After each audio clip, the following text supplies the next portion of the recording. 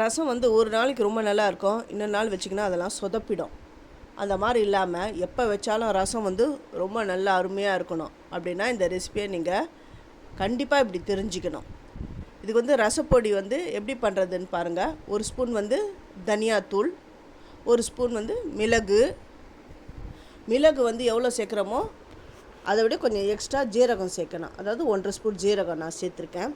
துவரம்பருப்பு வந்து ஒரு ஸ்பூன் அது சேர்த்துட்டேன். காஞ்ச மிளகா ஒரு 2 நம்பர். அப்புறம் வெந்தயம் வந்து ரொம்ப போடக்கூடாது, ஒரு எண்ணிக்கையில் தான் போடணும். ஒரு 5-6 வெந்தயம் இருந்தால் பரவாயில்ல, இல்லைன்னா கசந்துடும், நல்லா கசப்பாக இருக்கும் வெந்தயம். அதனால் இதெல்லாம் போட்டு போய் அரைச்சி எடுத்துகிட்டு வரணும். நல்லா மழைலாம் அரைக்கக்கூடாது. ரசப்பொடி வந்து எப்போவுமே குறைன்னு தான் இருக்கும்.